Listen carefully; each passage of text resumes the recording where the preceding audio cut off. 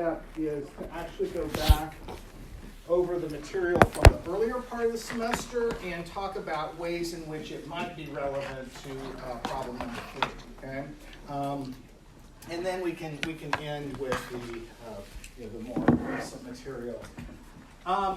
So first, the assignment.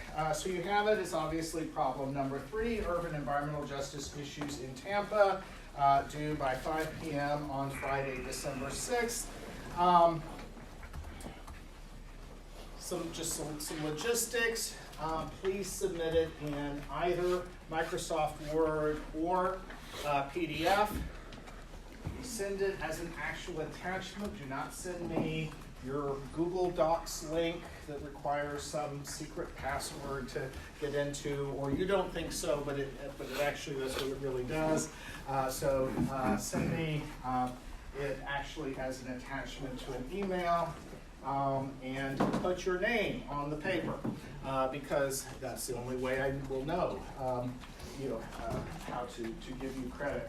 As I have mentioned before, I think it's in the syllabus, but there are 2 points behind that. One is it's a paper, it's not an exam. But the other thing is a number of you have already started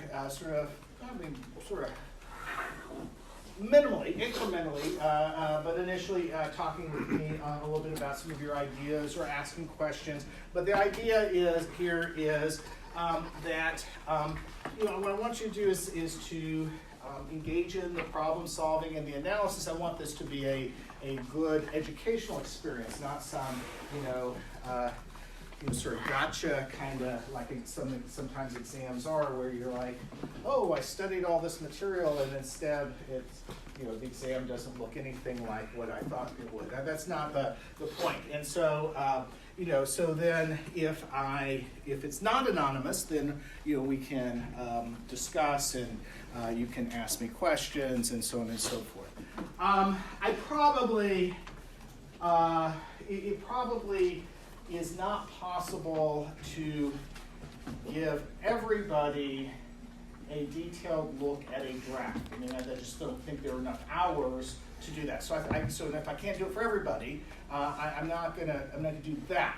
But you can bring your draft to me, or you can bring some specific kinds of things and ask particular questions, right? So obviously don't just send me your draft 2 days before it's due and say, is this an A-quality paper, or if it's not, tell me what I need to say in it to make it. That's probably not I just can't do that because I couldn't do it for everyone. But if you're like, hey, this is what I'm thinking about this issue, is that sort of on the right track? Is there, or should I also be talking about this other thing? Then, let's have those conversations. If you have very specific kinds of questions, I was a little unclear about, does the Clean Water Act citizen suit provision apply this way or that way, that kind of thing. Then, ask those kinds of questions and so forth. So that's the idea. It's, of course, open book, open note. You do not have to do any outside research to do an A+ job on this. Okay, the idea is that we have covered way enough to have a very thorough paper, right? The reality is that what we studied in environmental law is introductory, and it is only a small fraction of all the environmental law that's out there, but there are people who've practiced environmental law for years who are still encountering and learning new parts of it. It's a vast field, and it's a very complex technical field. So there is no way that you are going to master all of environmental law in one 3-credit class in law school. It's just that wasn't the point of the class, right? So the point of the class is a couple things. One is an introductory overview with key themes and principles, key ways of thinking about problems through an environmental law lens. Okay, so that's one thing. The other thing is, is problem solving, sort of being able to have the skill set to take a complex problem that a client has asked you to address and come up with solutions and strategies, right? So basically come up with a plan for how you might address some of the key aspects of it. Not totally everything that you would do, right? I mean, it's right, there'll be, of course, lots of follow-up that would happen in the real world to what you're producing, but to have a starting point, a set of solutions or a strategy for addressing this complex problem. Third thing, of course, is the cultural competence component, is to either develop, or if you already spent time before this class developing, to then practice and exercise attention to diverse perspectives, trying to understand the different cultural perspectives that various parties might come to a problem with, and so forth. So, and to incorporate that into how you go about thinking of these problems and thinking about their solutions. Okay? So those are the three big things that the course is aimed to do. So in that, on that sort of thing, you do not have to go and do any further outside research, okay? There is no, there's some article out there, if I just read that, that would be sort of the wow factor that will make all the difference. That's not, no. I mean, what I'm looking for is, have you been able to take what we've studied all semester long, you demonstrate understanding, ability to use it, and to apply it to solutions. That's what I'm looking for. But if you want to look things up on the internet, you can. If you want to go do research in the library, you can. So you're right. If you feel like something you maybe don't totally understand, or you want to just look at another source, okay, fine. That is totally fine. What you can't do is collaborate with anybody else. Okay, so you can talk with me. You can look at stuff, and when you're doing research on the internet, that does not include like chatting on Facebook Messenger with your classmates. Okay, that's not research on the internet, right? So don't, just do your own work, right? I mean, that's the key here. And so what you're going to do is you're going to prepare a strategy document or a plan or a set of solutions. I'm kind of using those loosely, synonymously, but that's sort of the general idea. And you can put that in whatever professional format works for you, okay? So, I mean, think about this. You're going to be using this as the assistant director, you're the general counsel, the general counsel of the Tampa Bay Justice Coalition. You want something that looks professional for the file. I don't care if it's a memo. I don't care if it's a report. I don't care if it's just you just start in and so forth. But it probably, both in terms of how well your analysis is and in terms of your own ability to complete it successfully in the time available, you're going to need to be organized, right? You're going to need some structure to it.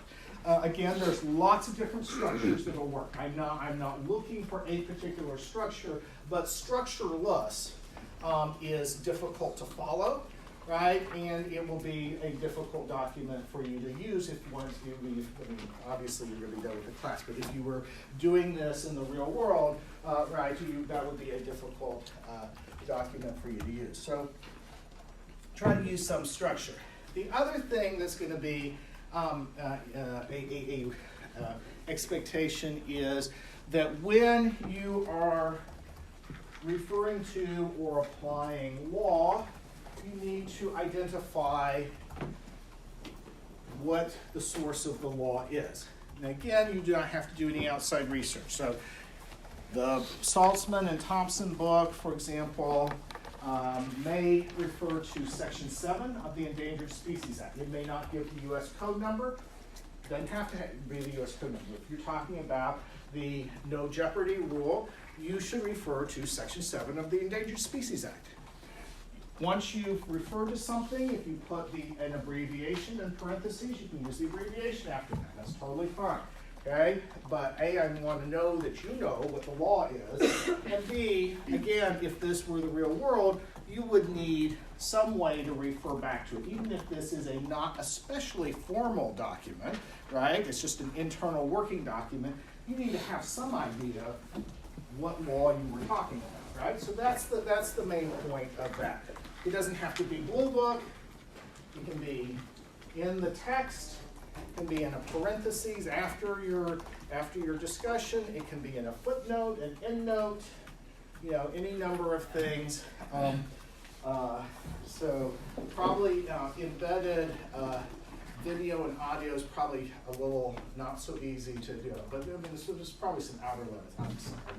I'm being facetious here, but again, I don't really care that much as long as it's as I could follow it.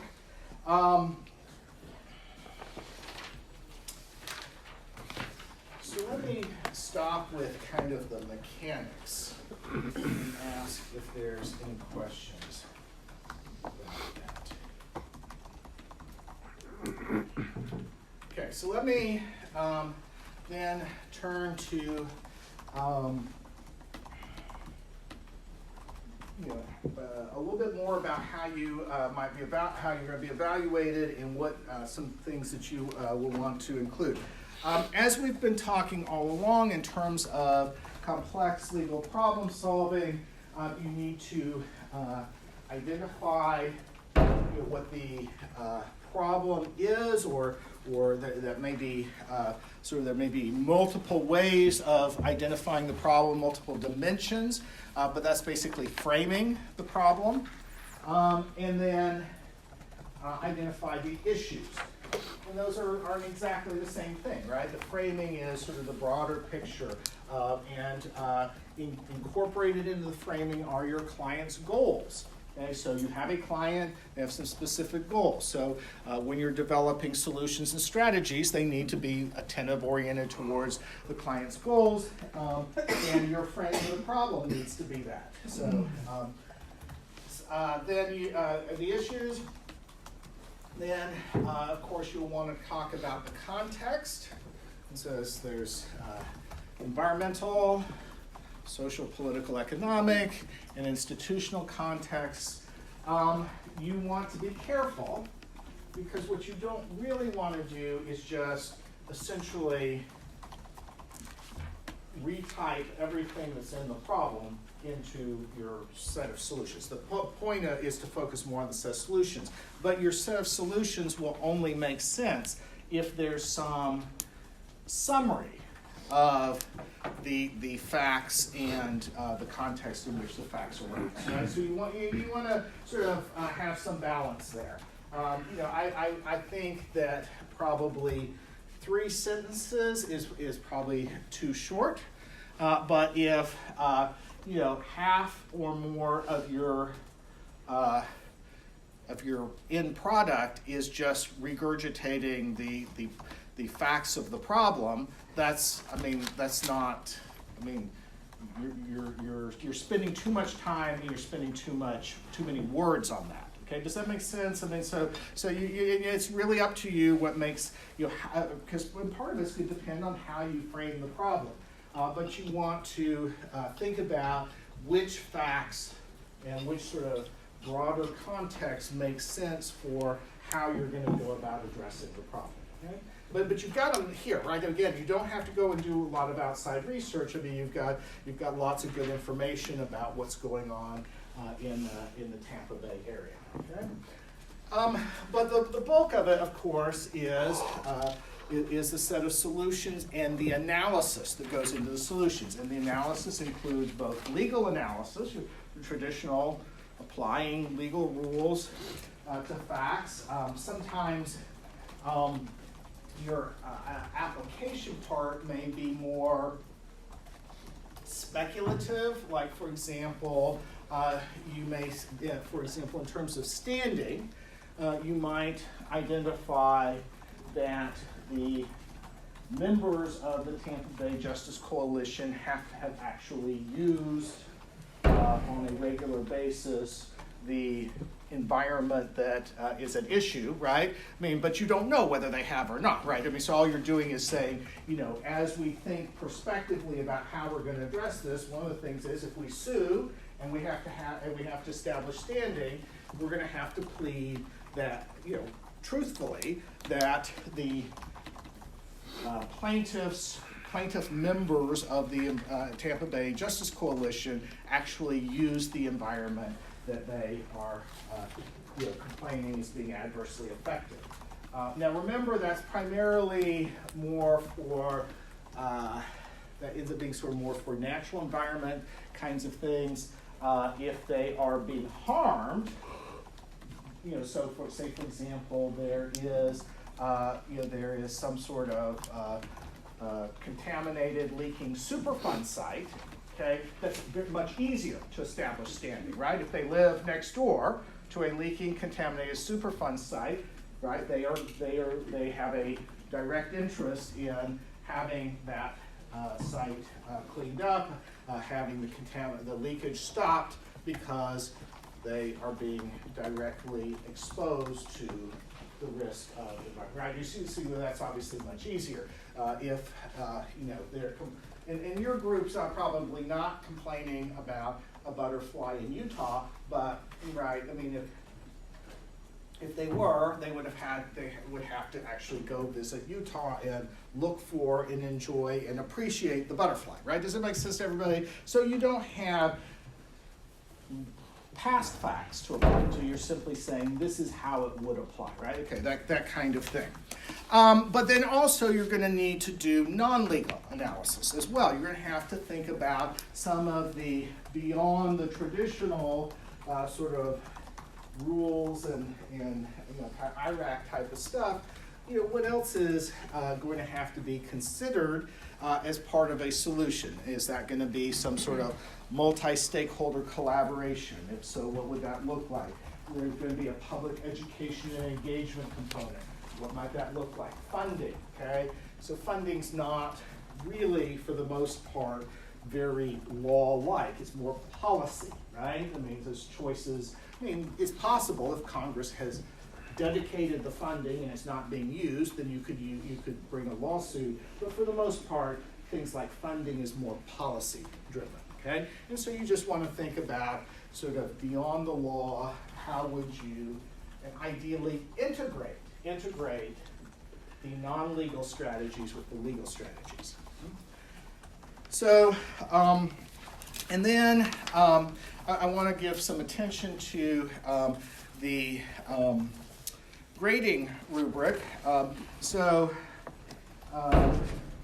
Notice that there's a substantial portion, 30 possible points, this really legal analysis involving principal rules and procedures of federal, state, and local environmental statutes and regulations in an integrated and analytically rigorous manner, blah, blah, blah, some constitutional issues if they're relevant. Then 10 points for environmental problems and solutions in light of changing environmental laws and policies in the United States. And we've talked several times in the class about how environmental law has changed over time. And so an environmental justice group like the Tampa Bay Justice Coalition, you know, that's a challenge for them, right? That's, you know, the fact that the laws aren't static and there's sort of new generations and so forth. And we'll talk about that in just a second. So I did, you know, assessing environmental problems as part of larger systems. And there's lots of different ways you can go with this, but you know, if you don't make any reference at all to the broader systems in which these problems occur, then you know, that's a challenge. But they could be more ecosystem oriented. They could be more the fact that it's a metropolitan region, and so you've got, that's more sort of geographic or community systems, right? And there's a political, there's a lot of different ways. The law, the fact that you've got federalism and federal, state, local, there's lots of different ways to think about systems. And so I'm not saying, here's a checklist of 17 systems that you have to talk about. That's not what but I'm just saying, you need to, depending on how you're analyzing the problem, you need to situate it in the broader set of systems. Diverse range of legal, policy, and social tools for addressing and compare and contrast, evaluate, and so forth. And so this is where you're looking at actual solutions and you're integrating both the legal and non-legal, or you're at least including both the legal and non-legal, and making some assessment of how useful they might be to your client. And that's worth 20 points. Considering the problems from diverse perspectives and so forth, and identifies a variety of perspectives and so forth, that's 20 points. And then explores and demonstrates understanding of environmental problems from other cultures, demonstrates awareness of one's own culture and biases, and develops equitable, inclusive solutions to environmental problems, and that's worth 10 points. And obviously, this particular problem lends itself well to that particular criteria as well, because presumably your clients particularly want equitable and inclusive solutions. That's part of what they're looking for. So, then there's some things about, if you fail to put your name on the paper, you fail to cite your sources, etc. You submit things late, you submit the paper late, etc. And obviously, if you submit the paper more than 48 hours late, it's an F, so don't do that. But the main thing, don't submit the paper late. Okay, at some point, just submit what you have, because the point penalty ends up being significant enough. Now, if you need an extension because of something extraordinary that's come up, right, then contact me, give me some somewhat detailed justification. Now, I can't get the paper done because I have a crisis is probably a little too vague and general, but I probably don't need to know every detail of your mother's trip to the hospital. Right? So just give me enough that I can justify the extension, but contact me ahead of time. Don't let the deadline go unless, if you're in a car crash on the freeway, or you're in the emergency room, or whatever, okay, at the soonest reasonable opportunity, let me know. But by and large, if you're, if something has come up, just try to reach out by email ahead of time and ask for the extension and so forth. But the idea is just do it and get it done. I'm going to talk a little bit about how you can plan your work most effectively. Okay, so I'll talk about that in just a second. But let me stop there and see what questions folks have. Yes. Just in terms of structure, like one of the major themes we're talking about is legal and non-legal analysis and sort of evaluating them together. Do we do like legal analysis and then non-legal analysis and then like a separate section where you're comparing them, or? Well, I think it really kind of depends more on your, really more on what the solution. So you have a variety or strategy or whatever you want to call it, but you're going to probably have a variety of them, right? And so obviously, if it's something like, I don't know, sue the pants off the EPA for violation of whatever or other, that's going to be mostly legal analysis. Now, you might want some non-legal analysis about how you would follow up a lawsuit or how you might go about sort of, bringing the lawsuit, but also having some publicity about it so that it draws attention to the issue, right? I mean, so you could do some integration, but that's going to be obviously a whole lot more legal analysis.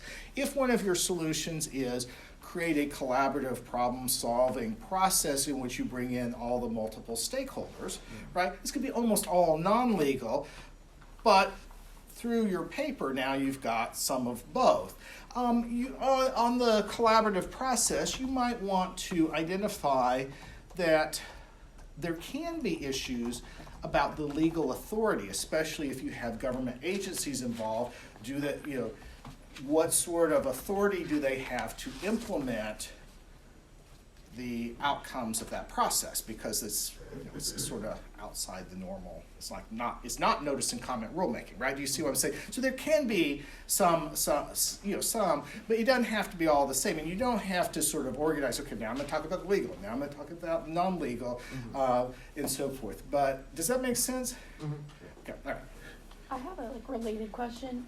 So when we are listing our solutions, we don't have to necessarily say well, this is the one I would go with. We just need to say, my job is to come up with a list of solutions. It's up to the client at this point to decide. Okay, so when you say it's up to the client to decide, that's very client-centered, and that's also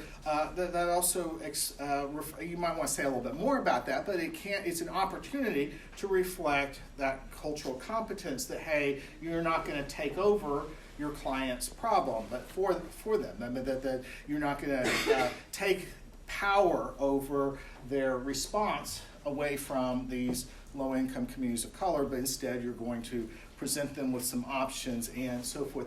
I probably, I think your client's probably going to want a little bit more analysis or guidance, though, about what you think is going to be more effective, less effective. If you do this, these are some of the likely outcomes, etc. So, to that extent, you can emphasize things that you think are better and things that are less good, and so forth, or things that are more likely to produce outcomes, and those that they may be great ideas, but they may not be particularly effective, right? So does that? Okay, so that kind of idea. So you definitely can make some assessments and judgments about your solutions, including comparative ones.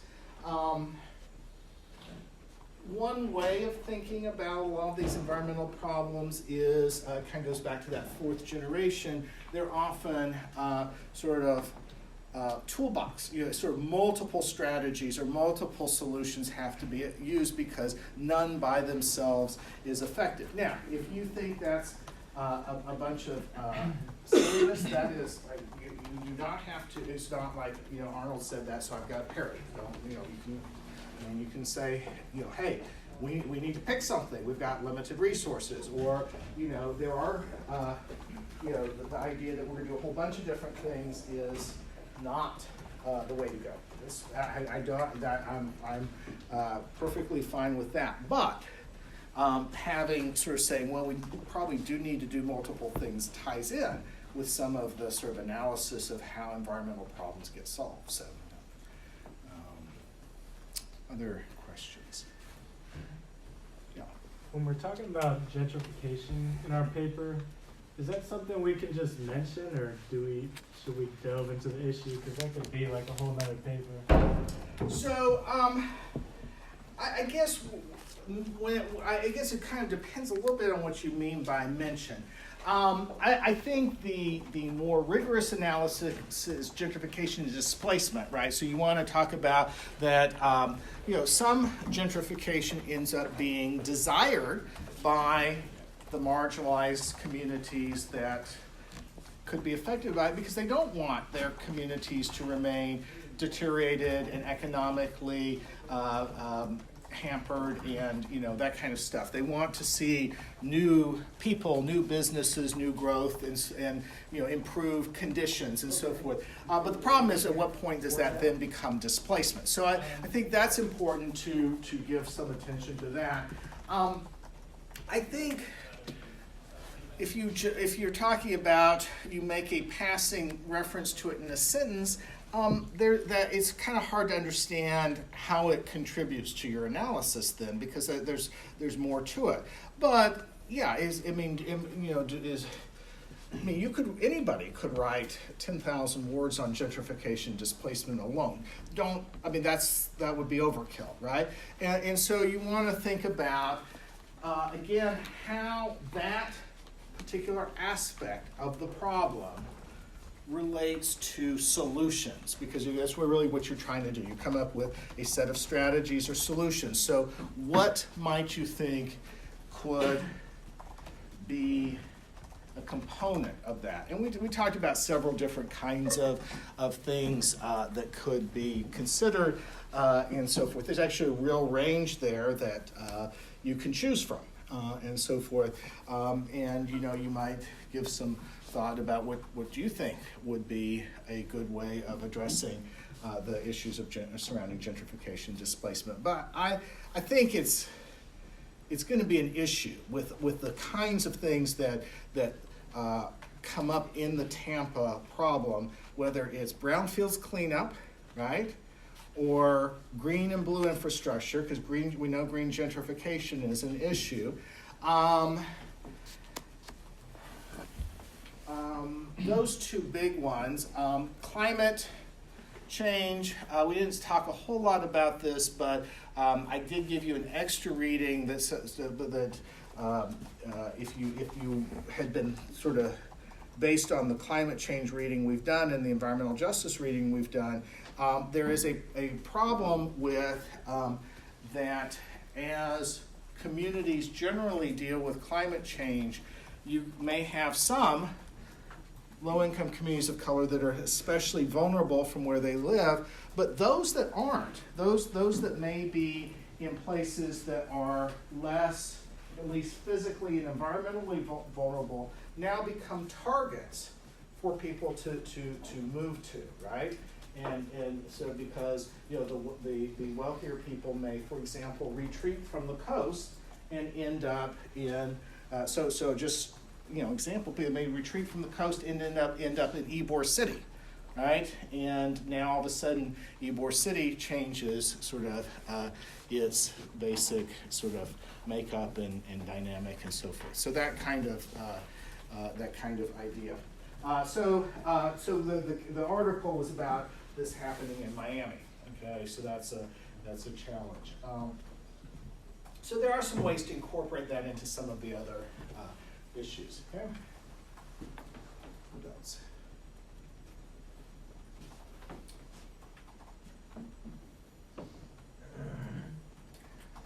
Okay, so one thing though that you're not going to be able to do, and you are not expected to do, is you are not going to be able to or expected to write about every possible dimension of the problem and every possible solution. Okay, again, environmental law is vast. These are major complex problems. Okay, there is, this is not, there's there can be a tendency once you start working on this, like, just trying to take a drink from the fire hydrant, right? It's just like, oh my gosh, this is, right? And so you're going to have to make some choices. You're going to have to sort of think through and make some choices. Your problem itself, makes clear some of the things that are most important to your client. So if your choice is to ignore pollution, brownfields, and Superfund altogether, I think that'd be a mistake. Then you're missing a big part of the problem. If, on the other hand, you never talk at all about whether the Endangered Species Act could be used to protect wildlife habitat in lower income urban communities, I'm not even sure how relevant it is. Okay? I'm sure somebody, if we had lots of time and we were doing in a research class, we could find examples of endangered species in more urban communities, urban neighborhoods in the Tampa Bay area. I don't know of any. So if you never make any mention at all about the Endangered Species Act, fine. No, I mean, that's perfectly okay. So in other words, you're going to have to think through, okay, what are the things that you want to address that you think are most important? What's the reasons why you've sort of focused on these things, and so forth? Because again, you're only going to have so much time, and you only have so many words, and also your client is only going to be able to do so much. I mean, your client is not going to take on. Okay, all right. Let me stop and come back here. Okay, so you've seen government agencies and task force and commissions where they address a particular problem, right? And they produce a report, and there are 950 different recommendations, right? Right, and some of them are little, having to do with how they buy staplers and more sustainable source, and then some of them are big about this. We're going to reduce uses of greenhouse gases by 32% in the next 5 years, or whatever. Right? But it's a big, huge list. Okay, that is not in your client's best interest. That's things that government entities do. Okay, that is not in your client's best interest because your client does not have that kind of bandwidth, this time, resources, energy, focus.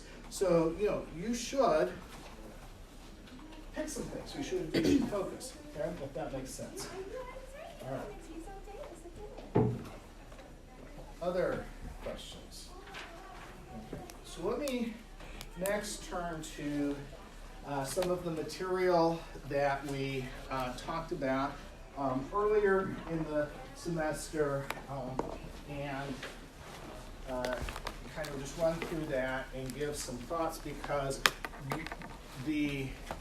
what you need to incorporate into your paper is not just the stuff that we've done in the last 2 or 3 weeks. Okay, you got to go beyond that.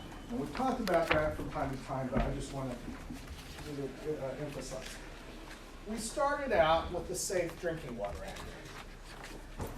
Your problem refers to pollution, and it is acceptable. It may, depending on how you're approaching it, it may be a useful strategy to think about looking at disparities in the drinking water infrastructure, pipes and so on and so forth in the Tampa Bay area. That's legitimate. We don't really have any facts on that. So if you totally ignore the Safe Drinking Water Act, that's okay too.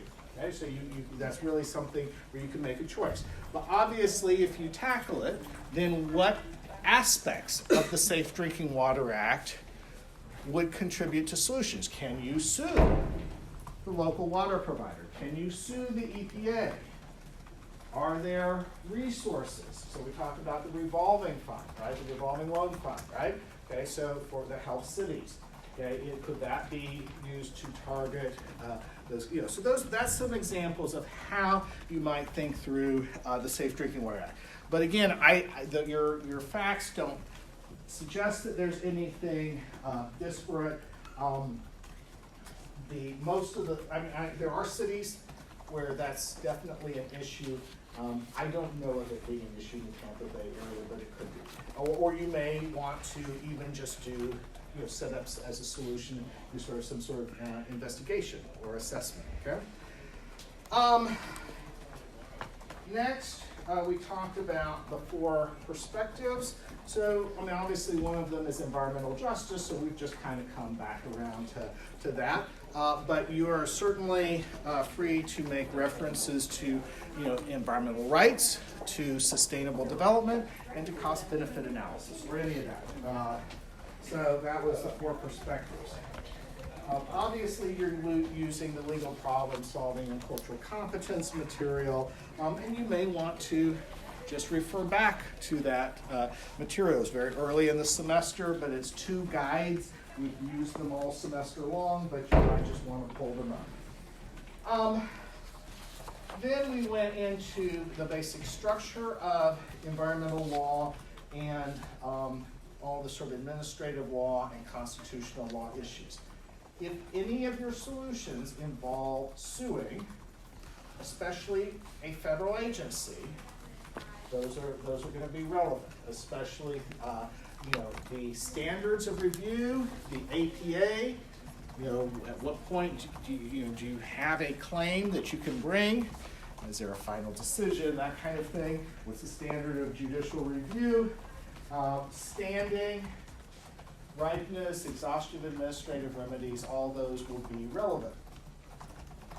At the time, it seemed like an awful lot of law, but actually we keep talking about it, and it actually kind of boils down to a number of really key principles. If you are so a little bit, I was trying to think, shortly after that, sometime or other, we talked about evolution of environmental law. And so one of the things that we did there was talk about the various changes that are underway in environmental law in the Trump administration or the Congress before it became divided between the House and the Senate. I don't think much of those changes are happening now, but we had the reading about the various kinds of changes. And so one way that you can bring those together, if you choose, if this is part of your set of solutions, is to think about which of those your client might want to join, probably with others, in challenging in court, right? So that might be, has notice and comment rulemaking been followed? Okay, that's a pretty simple, straightforward analysis. Either has or hasn't, but you can identify that because that's actually been an issue. Some of the things that have been done by executive order, can they really be done by executive order, or does the agency have to go through notice and comment rulemaking? And so that's to identify that you may want to be a part of that, or to challenge the agency's revision or revocation of certain regulations because they're going to have an adverse impact on your client, right? The people in the communities whom you represent, and so that raises a whole variety of issues. But also, is the agency's decision arbitrary and capricious, an abuse of discretion, or otherwise not in accordance with the law? Well, what does that mean? It means that they have to have considered all the relevant factors. They have to have substantial evidence on the record to support their decision, right? All those kinds of things that we studied. And so you can talk about that. Now that's one possible solution.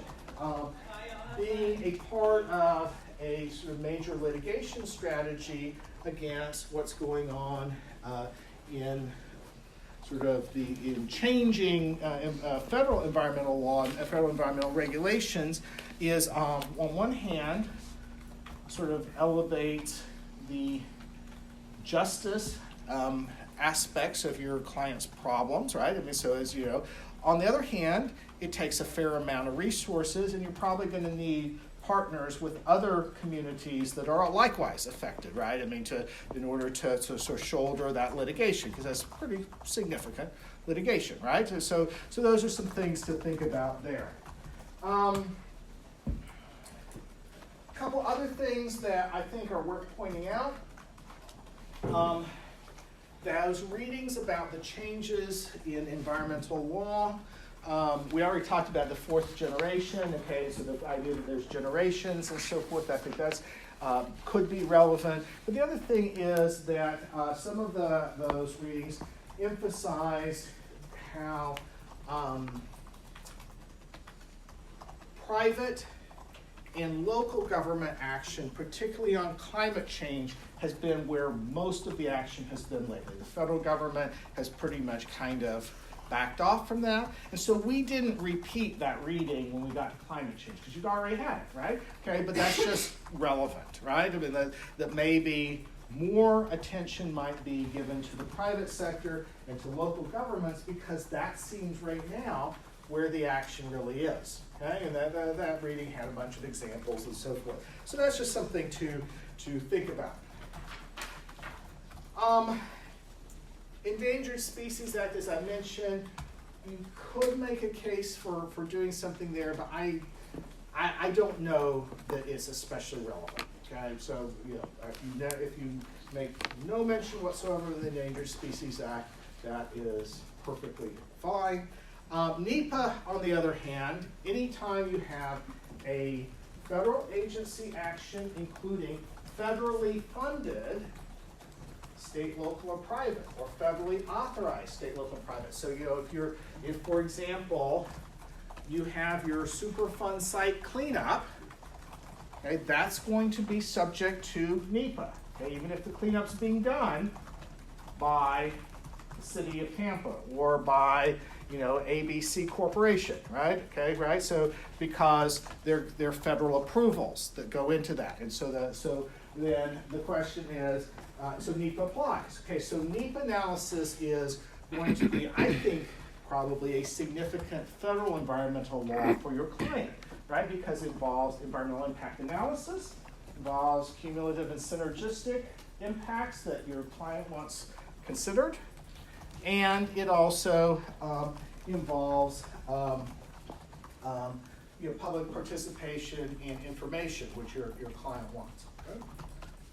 So, and we won't go all the way through NEPA analysis again, but that I think is pretty relevant. Federal lands management, I don't see it. I mean, maybe it's there, but I don't. I mean, we're not talking about prairie dogs in the West. I mean, we're talking about urban area. There are some federal lands, but I just don't see that is really all that relevant to the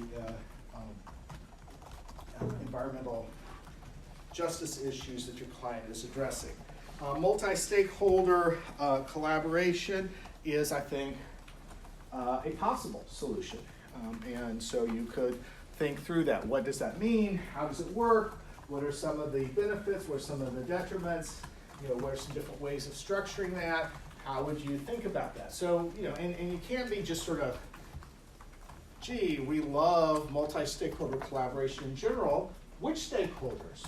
About what are you collaborating? How would it be organized and structured? You need to sort of think through that. But we have a fair amount of study and information about that you could apply.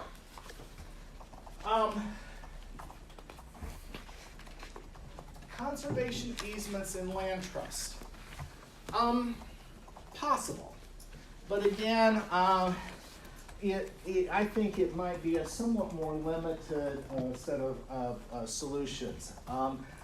It's possible that you could incorporate some conservation easement and land trust elements into some sort of climate change strategy, or into some sort of green and blue infrastructure conservation strategy.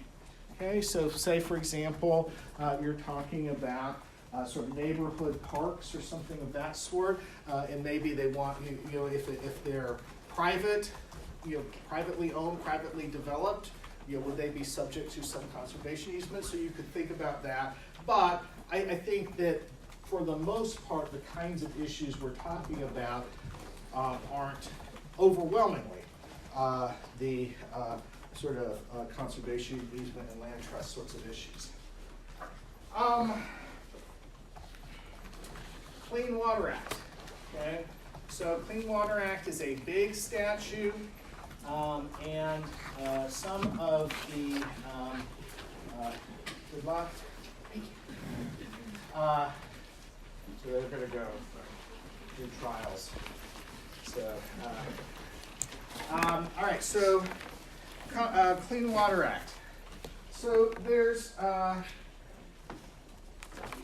that's again something that you're going to have to make some choices about. How much do you want to focus on water quality in and around the communities? But you could, right? I mean, so the water qualities of sort of mostly surface waters in your, in the neighborhoods that you're working with. And so the Clean Water Act has a variety of different options there. If you're focused more primarily on green and blue infrastructure, obviously wetlands are a part of that. And there is some piece of that where you have Section 404 of the Clean Water Act, which even though it is Clean Water Act, it's almost sort of like a whole little topic in and of itself, because it's a very specific kind of regulatory regime there. So Section 404 of the Clean Water Act. And then we did more collaborative, multi-stakeholder problem solving, so that's, and then pollution credit trading. So if you're doing clean water, you might address some of the environmental justice issues on pollution credit trading, right? So that's been an issue. A lot of environmental justice groups are skeptical about pollution credit trading because often where the pollution ends up being more highly concentrated tends to be in their communities, okay? But again, that sort of depends on how much you want to focus on water quality issues, right? I mean, there's a lot of things to focus on, and you might be saying, hey, I really want to do more with brownfields and green and blue infrastructure or whatever. So that's just an issue to think about. And then, of course, the more recent material. And I think that, as I mentioned a little bit ago, it would be, I have a hard time imagining you not addressing CERCLA, brownfields, and RCRA as well. So the whole sort of Superfund CERCLA, brownfields, RCRA area, I think is, based on the facts of the problem, relevant. One thing I just want to point out about the facts of the problem, if you pay close attention, there are a variety of brownfields being cleaned up by the state or under state law, under state direction. Actually, it's really local. It's at the county level, but there are a number of brownfields, but they are, if I remember off the top of my head, only about half of all the contaminated sites that are on the list. Okay, so it's not. I mean, so just because that you have this reading that says here are all these success stories, doesn't mean that those communities are, everything's fine and dandy, right? It's only about half of them. Moreover, proportionate to how many of these brownfields are in low-income communities of color, you have a higher proportion in higher income, non-minority areas being cleaned up, okay? So in other words, more of the brownfields in the higher income communities are getting cleaned up than in the, and I'm not talking about absolute numbers, I'm talking about as a percentage. I mean, you just have more in the lower income neighborhoods of color, and so that is a challenge. Obviously environmental justice principles and solutions are relevant here, and we talked at great length about those. Climate change is an issue. You can have a particular climate strategy for your client, or you can integrate climate change considerations into other strategies. Okay, so either way, it doesn't. I mean, both have their merits. Okay, so either way is fine. Just do it well, but either way. And then, of course, green and blue infrastructure is very much an issue, especially with tree canopy, urban heat, because we know both of those, there are significant disparities in communities in Tampa. Especially the trees and especially anything that could mitigate the urban heat, which includes trees, but includes other things, green roofs and other strategies. So, yeah. So in this paper, kind of like what we did for the outline, are we supposed to just like list all the solutions that we can like come up with, and then are we allowed to say like C if you're saying like public participation and community involvement, can you say like see solution 1 and like kind of like ditto it? Or, yes, or in the same manner as discussed in solution 1, we would incorporate the same kinds of participatory strategies. So, yeah, exactly, okay. yeah.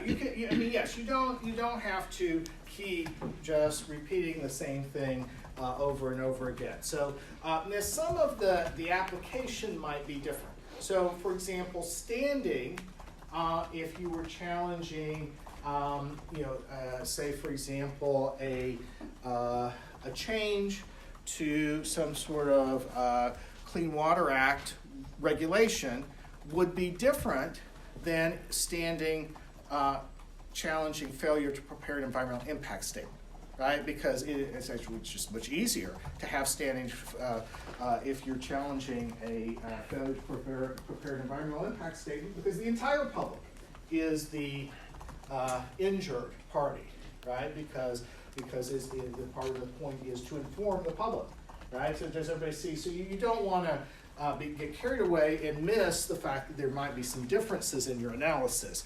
But in general, if it's the same kind of thing that you discussed in one solution, you can do it in another. And when we did the outline, I kind of went through and I just listed a bunch of solutions, and then I went through and did the analysis. You do not have to do it that way. That part of that was, it's sort of, trying to get us to sort of think through how you go about thinking about that. If you have a clear structure, the what your solutions are might appear obvious from that. You might, you have section solutions, and you have 1, 2, you have 1, blah, blah, blah, blah, analysis, 2, blah, blah, blah, and then it becomes more obvious. A tool that can help you in your practice and and help your client is to have an upfront list, or to have a table of contents, or some sort of summary outline overview at the beginning of your, right? So that's a useful tool, but it's not required. Okay, I'm just saying, as long as I can follow what you're doing, you don't have to have a whole list and then go through the analysis. You can just do 1 analysis, 2 analysis, 3 analysis. Okay. Other questions? Thoughts? Okay, so let me talk a little bit about time management. Okay, so obviously this is sort of a larger, more complex project to tackle, and you're writing a paper.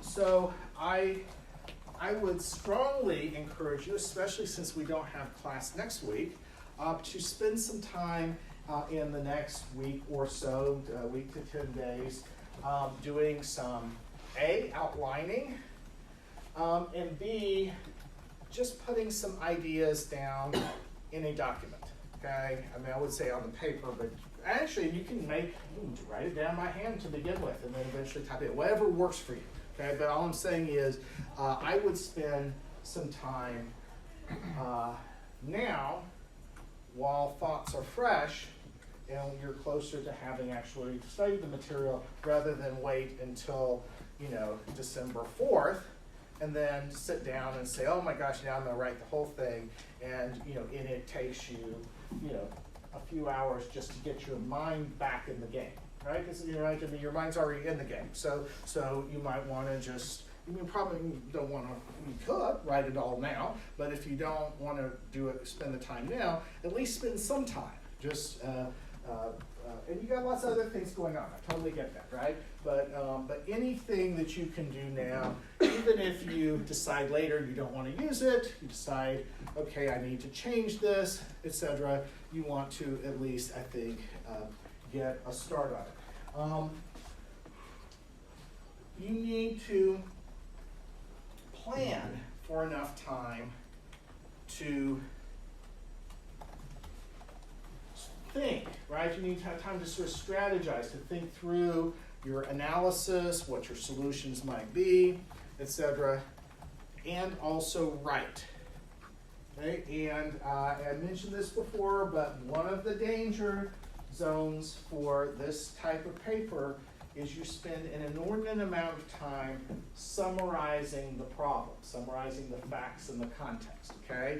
And that is, okay, it's like, honestly, it's like being under a warm blanket on a cold day. I mean, it really is. I mean, because it's comfortable, it's safe, because you have the problem. You have, right, and you just spend all this time, you have this beautiful, wonderful summary of the problem, okay? And then you're like, crap, I've got 2 hours to write the solutions and the analysis, right? And because you've spent, right, I'm just telling you, that's a danger zone with this particular paper project. Don't do that. Don't do that. So, because you don't, that's, it may feel comfortable, but then when the cover comes off and you've got to write the rest of it, it's all of a sudden very cold. So, yeah. And just, plan ahead for technology problems, plan ahead for crises, okay? This is the exact point at which your dog will decide that your Saltzman and Thompson book is a good thing to chew on, okay? This is the exact time when your toilet or kitchen sink decides to leak, right? Come on.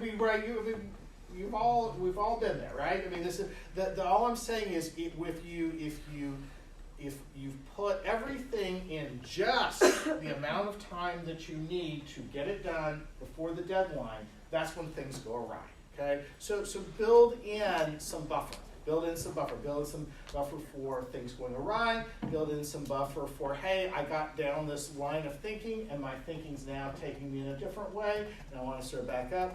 Build in buffer for, hey, I probably really ought to proofread this better before I turn it in, right? I mean, all that kind of stuff. All I'm saying is just build in some buffer.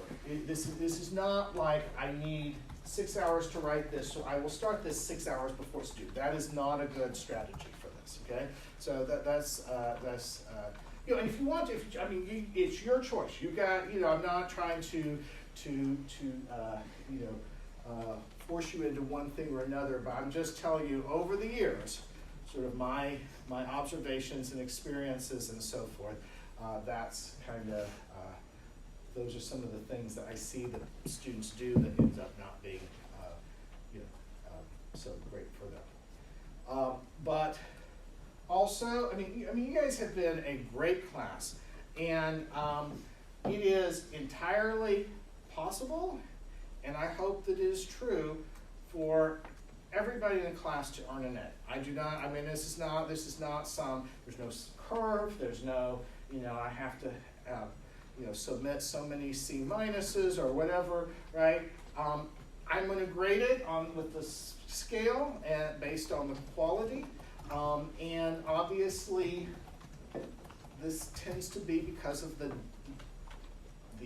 length, the depth, the complexity of the problem. This is one of these things where more is better, right? That's just kind of the nature of it. Not just to pad what you're doing with a bunch of words, but to be thorough, right? To be thorough in what you're doing. But it is, it is very doable to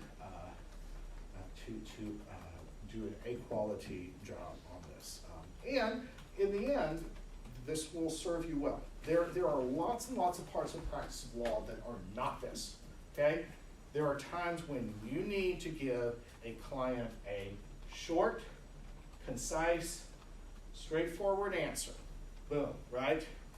Can I do this? Yes or no? Just, right? And your 10,000 word page memo is not what your client wants. Okay, so I just want to be clear. This is, this is not everything. This is not the whole thing about a practice of law. But there are times when this is exactly what your client needs, and that's the kind of nature of this course. Is that we're tackling those kinds of problems and those kinds of strategy development. Other questions? not, two more things. One is, there is more ice cream up here that is getting soft, so you all need to come up and eat more of it. And again, if you're not eating ice cream, I will try to be culturally competent and understand that perspective, but I don't understand it. Secondly, is please, please, please complete the course evaluations. You can find them on Blackboard. Please, in the next 10 minutes, in the next day or two, please do, because you'll forget and so forth. But a couple of things. One is the dean uses it. The dean looks at the numbers and how the numbers compare among professors and reads all the comments, and those are a part of our evaluation. So, how I'm assessed on whether I'm doing a good job as a professor or not. The course evaluations are a big part of that, okay? And I know students sometimes are a little bit cynical about that, but I promise you, they appear in the course, in the annual evaluation letters every year. So that, I would appreciate it, that. And when there are very few students who participate, the dean makes a point about that. And so strong participation is good.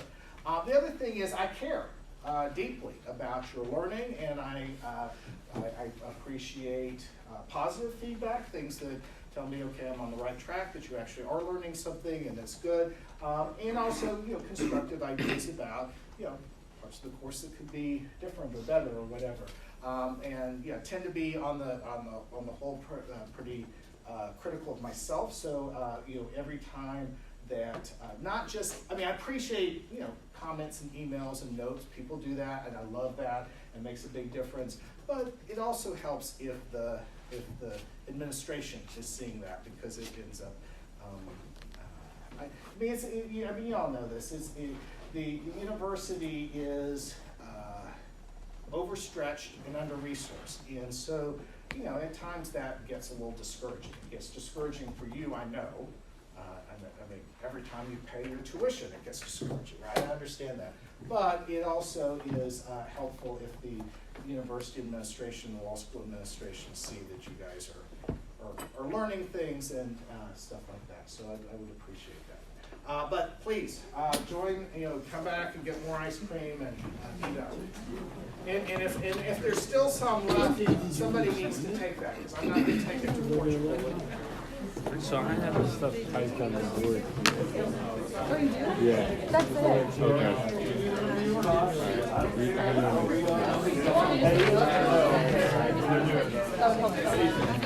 Yeah, I just noticed. But the day before that, No, yeah, that was there for that one. This was just Monday. I had fun. I was great. so most of it was they were finishing a slide, and then this is what you're. And then, yeah, that's like the green and blue infrastructure and stuff. Yeah, if you could just send me that.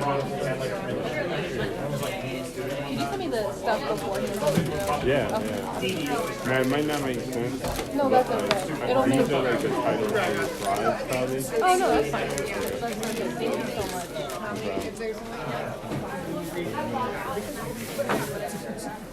Because I think What they do is